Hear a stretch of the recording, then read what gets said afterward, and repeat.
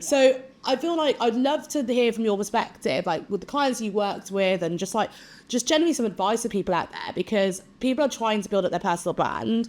And I think people are clouding LinkedIn with posts about how to conquer the algorithm and how to get how many impressions or whatever. But at the end of the day, you want paid work and you want paid speaking gigs and you want that sort of stuff. What would be your advice to people out there who are trying to build their brand on LinkedIn, and what should they do to be able to get more traction?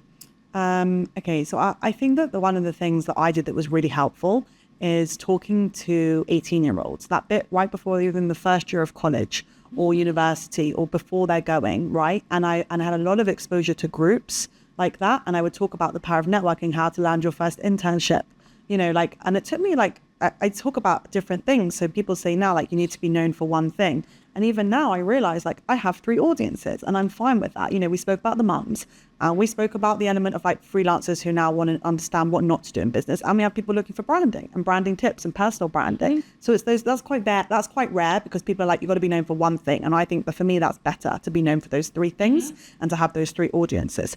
But the younger audience was really interesting because 18-year-olds, they would come in large groups and I would essentially be speaking to them, mostly in person. And that's a really difficult age because they have access to their phone the whole time. They're not really that bothered about manners most of the time.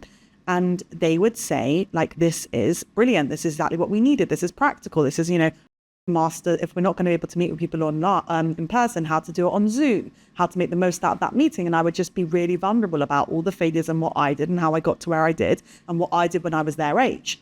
And that audience, I would say, once I realized that they were interested and they really wanted to hear that story, I would say that it built my confidence, because I was like, if I can get 18-year-olds who are really passionate, who are mostly just want to be on their phones, then how much more so can I get with an older clientele? So I really think if I was going to do 2 things, I would say in outside of LinkedIn, I would say booking the coffees, making sure you're meeting people and doing those speaking gigs, even if it's for free, to an audience that you can have access to.